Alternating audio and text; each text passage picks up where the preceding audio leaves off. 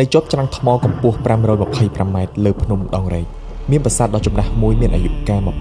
1136ឆ្នាំឈរយ៉ាងមាំនិងជាកន្លែងដែលជនជាតិខ្មែរគ្រប់ជំនាន់ចាត់ទុកទីនេះគឺជាកន្លែងដ៏ពិសិដ្ឋហើយប្រាសាទមួយនេះគឺមានឈ្មោះថាប្រាសាទព្រះវិហារប្រាសាទព្រះវិហារគឺជាប្រាសាទដែលមានទីតាំងអស្ចារ្យខ្លាំងបំផុតនៅក្នុងចំណោមប្រាសាទដទៃផ្សេងទៀតរបស់ចក្រភពខ្មែរ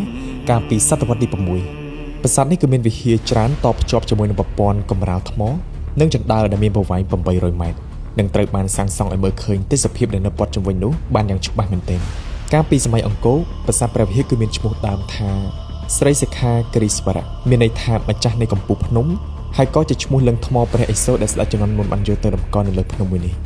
តាមការសិក្សាស្រាវជ្រាវឯកសារប្រវត្តិសាស្ត្រខ្មែរច្រើនបានលើកឡើងថាប្រាសាទព្រះវិហារបានចាប់ផ្ដើមកសាងឡើងនៅក្នុងរជ្ជកាលព្រះបាទសូរ្យវរ្ម័នទី1នៃគ្រិស្តសករាជក្នុងឆ្នាំ889ប្រាសាទនេះគឺធ្វើឡើងអំពីថ្មភក់នៅលើទីតាំងខ្ពស់មួយនៃជួរភ្នំដងរែកដែលទីនេះកាលមុនគឺស្ថិតនៅចំកណ្ដាលនៃអតីតទឹកដីមហានគរខ្មែរប៉ុន្តែបច្ចុប្បន្នគឺស្ថិតនៅក្នុងទឹកដីខេត្តព្រះវិហារប្រាសាទព្រះវិហារគឺមានទំហំ800ម៉ែត្រគុណនឹង400ម៉ែត្រហើយស្ថិតនៅលើភ្នំដែលមានកម្ពស់525ម៉ែត្រពីនីវ៉ូទឹកសមុទ្រឆ្នាំ889ប្រាសាទនេះចាប់ផ្ដើមសាងសង់ក៏ប៉ុន្តែ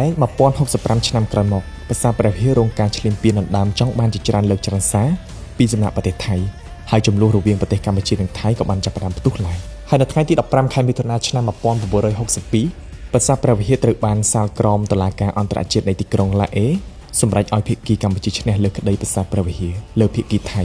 ហើយនៅថ្ងៃទី7ខែកក្កដាឆ្នាំ2008អង្គការ UNESCO ក៏បានសម្រេចដាក់ប្រាសាទព្រះវិហាររបស់កម្ពុជា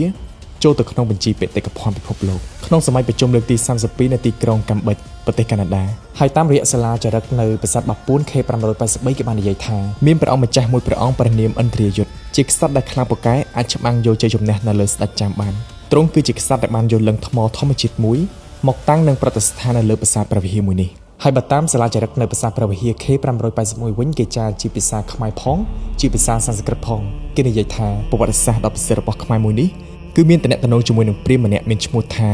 តបៈស្វិន្ទ្របណ្ឌិតព្រាហ្មណ៍នេះគឺមានអាស្រមមួយនៅនឹងដែនដីទីតាំងប្រាសាទព្រះវិហារអំឡុងឆ្នាំ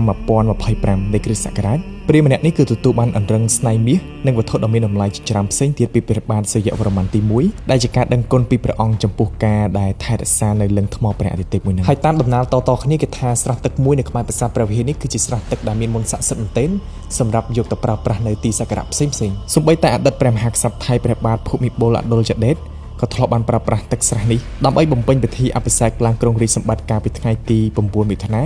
ឆ្នាំ1946ផងដែរម្ល៉េះហើយទើបអ្នកខាងលិចតែងតែចិញ្ចឹមចិត្តចង់បានរបស់មួយនេះខ្លាំងមែនទែនមុននឹងបញ្ចប់ខ្ញុំសូមបង្ហាញបងប្អូនអំពីផលិតផលខ្មែរបន្តិចដែលយើងស្គាល់ថា